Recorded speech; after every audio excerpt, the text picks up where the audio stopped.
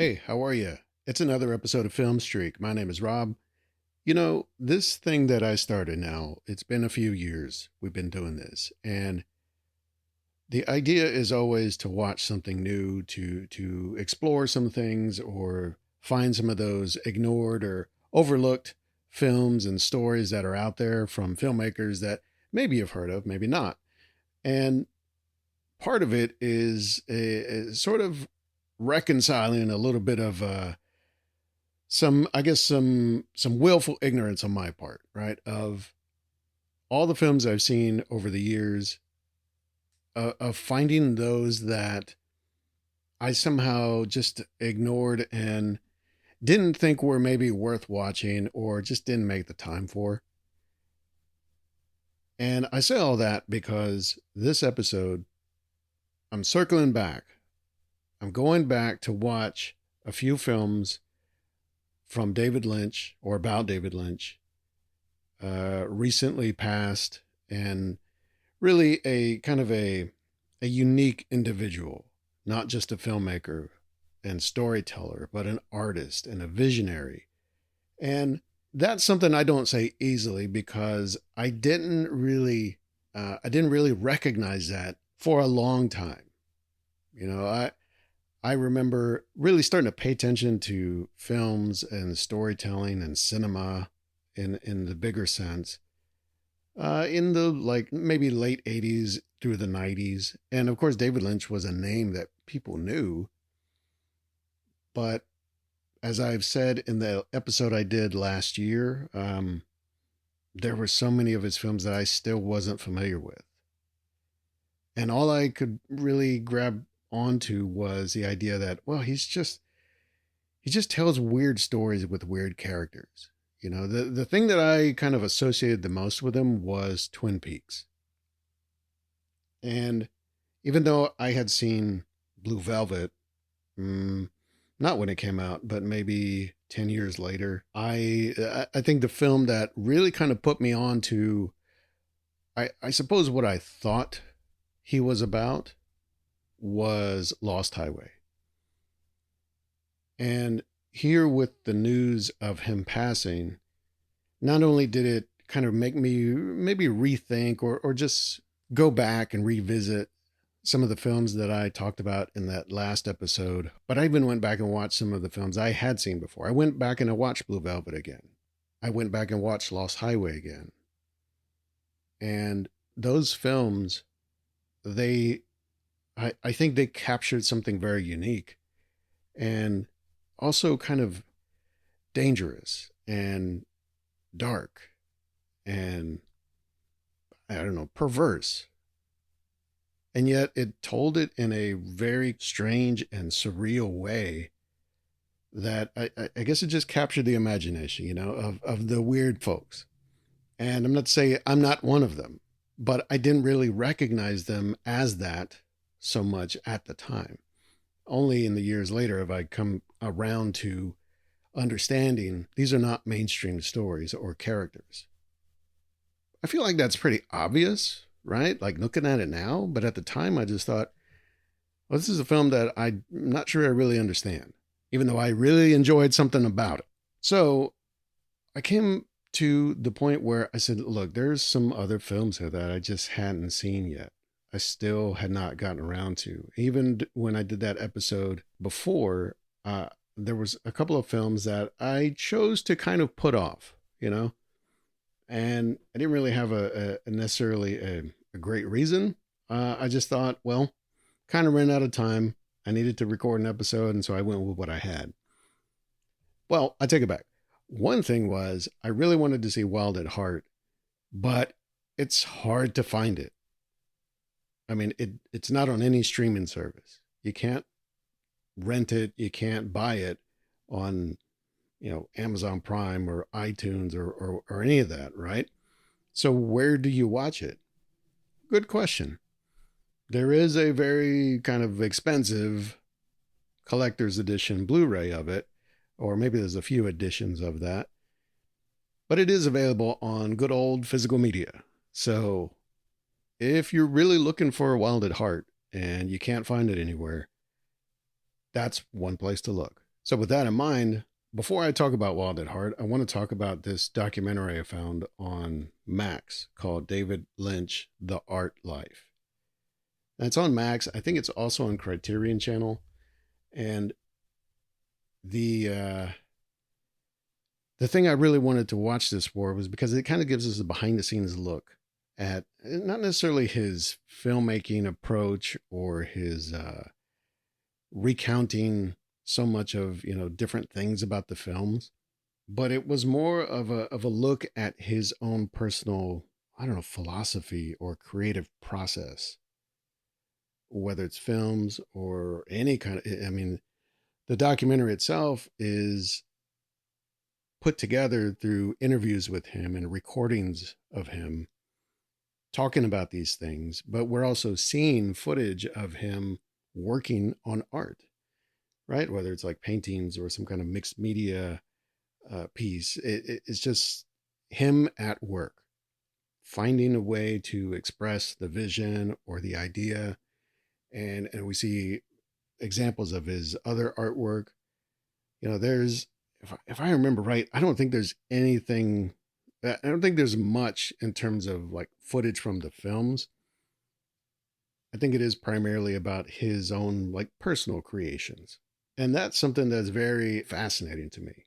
I really did want to know more about his sort of mindset and the motivation and the reasoning for why he tells the kinds of stories he tells and with the kinds of characters that he does. So for me, it was not only intriguing and informative in that sense, but it was also really touching. It's not very often that you get to see, I don't know, I don't want to say behind the scenes, but you get to really see the artist at work and talk about their frame of mind, talk about their past, talk about maybe how those two things are in conversation with each other and how it comes out in the work in the end. And to hear it from himself in his own words, I think this documentary, David Lynch, The Art Life, it's a real gift, not only to fans of his films or the types of films that he makes, but to any artist, anybody who's in a creative field, whether it's film or music or writing or anything or fine art. There is something here that you can take away about how you, as an artist, as a creator, can look for the strange and the unusual and the surreal as a part of a way to tell your story, to express your ideas. I have to admit, as I'm watching the film, I had, I don't know, I had moments of that, of inspiration for some art that I wanted to do and paintings. And not necessarily like, oh, well, I see what he's working on, I want to do that. But it was like, I see what he's talking about. And I see how it's translating onto his canvas or onto his media. And how do I want to do that? It gets your gears turning. I think that's the idea. I hope that's the intention because that's really what it did for me. So I think this documentary, it's invaluable for anybody who's in a creative field like this sort of look at an artist at work. You can't beat it. It's great to see a documentary focused on not just the typical behind the scenes film stuff, but really go outside of that. And that's the unfortunate thing, I guess. Like that's why I did that episode a while back because I recognized enough that here's a filmmaker who has done some really significant and maybe kind of groundbreaking or rule breaking work. And I just want people to recognize that. Like I'm sure many people have told me over the years, it's like, man, you got to check this out from David Lynch. You got to see what this is about. And so I've tried my best to do that here. And so the other two films I want to talk about here are two of those films. One of them is Inland Empire and then Wild at Heart. And so with Inland Empire, what's interesting to me is I don't remember this film ever being released. Like it's strange, and I even wonder like, did it come out in theaters? Was it somehow released some other way, or maybe I just wasn't paying attention at that time. Because we're talking, I think this was like 2005, somewhere in there. So, maybe it's just a thing that wasn't quite on my radar. And yet, going to watch the film, sitting through, I mean, this is like a 3 hour film. I think for me, the problem was I had no concept of what it was about, right? You read the synopsis, it seems pretty straightforward. It's about an actress. I mean, I think like the tagline is even a woman in trouble. Well, okay. But sitting to watch the film, just the way the film opens, it just feels very ominous. It feels very kind of abstract and dangerous, right? You're just not sure what you're in for. And as the film progresses, it's a story about a woman who's an actress and she's trying to land this role in a film and she gets the role, but then there's this other sort of side of her and it manifests itself as another, like a doppelganger. And then there's a point where it all kind of becomes like a fever dream, like this weird, dark, surreal fever dream where you kind of lose touch. And I suspect the idea is the character loses touch with reality. Like you're not sure what's really happening and what's being imagined or in this dream. And you're not even sure like whose perspective you're watching the story from anymore. It's a very challenging watch, I think. I gotta say, Laura Dern, who's the main character here, she's doing a lot. This is a film that asks a lot of her. She's playing like at least, I think, like two, maybe three roles.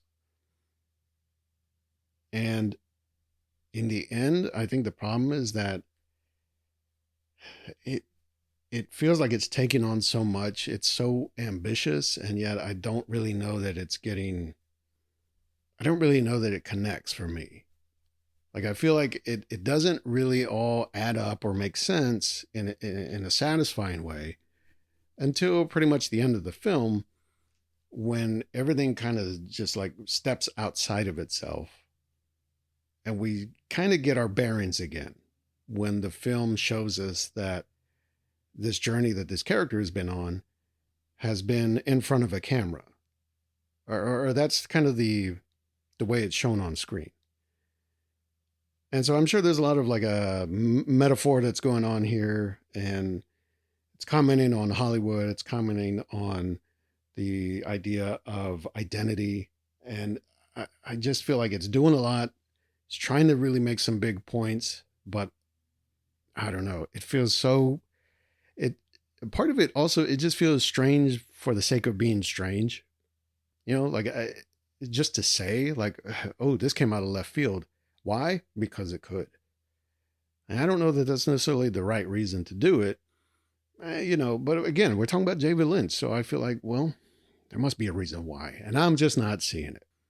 So for me, this isn't really one that's up there in terms of the films I appreciate the most. I like the ambition of it. I like it has a sort of aura or atmosphere to it that is very intriguing to me. It's this sort of like dance with darkness and shadows, not visually necessarily, although that is there, but this idea of there's a murkiness to the world and to our existence, right? That it's hard to navigate sometimes. But I don't know if it really makes a great film, let's say. As a 3 hour like art experiment, I could see that, I guess. But as like a narrative story, it's a bit of a challenge. And so the next one I want to talk about here is Wild at Heart. If this film, I mean, okay, watching Wild at Heart, it occurred to me like, oh, this was like the precursor to Lost Highway. Like even the titles, there are some sort of visual elements and themes that kind of cross into Lost Highway. Some of the musical choices, some of the character, like the wardrobe choices. I feel like this was like the first run at Lost Highway. And in a way, though, Lost Highway is an entirely different story, different movie, really. This is much more of like the couple on the run road trip type of movie that is, in one sense, very kind of endearing and romantic, but the other sense, it's just bonkers. This is a little bit of like Natural Born Killers, Mickey and Mallory before then, or you want to even say this is like a contemporary take on something like Badlands, and yet it's got this all this other like stuff hanging off of it that is jingling and jangling all the way down the road. And that could seem chaotic and it could seem messy, but something in this, I don't know if it's the style of it or even the editing of it, the pacing of it, it works for me. For me, this was like a wild ride that there are moments when it's so heightened and so off the wall that you feel like, okay, I'm losing what exactly the hell is happening. But there are other moments I think where it's so like impactful and so serious and so measured that it reminds you of like, oh, okay, well, no, we're in good hands. We just got to ride the ride. And of course, I think a big thing is the two leads in this. That's Nicolas Cage and Laura Dern. They are the couple on the run here, Sailor and Lula. And we kind of watch their journey together, and they're not so two dimensional as you might think, although they're not quite like real people either. They're kind of representing a lot of other things. And so if you look at it in that sense, like this isn't a stage play, like this is a carnival. Everything here is kind of right around 10 and 11. And so that's where you just have to kind of keep that in mind as you go through it. I mean, even to the points where, we have some just extremely graphic, gory violence. And there's a lot of sexual moments and there's a lot of talk in the film that is just subversive and demented. I remember when this film came out, because I didn't see it, but I remember hearing about it. Like you'd hear stuff on, I don't know, whatever, like Entertainment Tonight or something back in the day. It's like, oh, the new David Lynch film. It's like pushing a lot of buttons and it's too extreme for audiences and all that. And, for 1990, what does that mean? Right? For 2025, what does that mean? So I suspect if you've not watched a lot of films, especially if you haven't watched a lot of David Lynch films, it's out there. And so for me, I was really, I want to say I was surprised by this. Not because I didn't think it would be good, because I just didn't know what exactly it was or how far it went. And so I wish this were available. I wish this film were more widely available so people could see, because I think it's got there's a level of overacting that I could probably do without personally, but I could see why it works in this film. Nicolas Cage, if you think about this era, this is 1990s. So this is one of those first films that really put him on the map, I feel like. This is before stuff like Leaving Las Vegas or, all the action movies he did, The Rock and all that stuff. And in almost every scene in this movie, it's Nicolas Cage. He's going to 11. But all that said, if I had seen this film at the time in 1990, I mean, I would have been a teenager then. I probably would have just been stuck on like, oh, look at how intense it is. Can you believe they did this? Instead of maybe trying to see beneath that and see deeper and see what exactly this film is about and how it is like showing us or maybe examining at least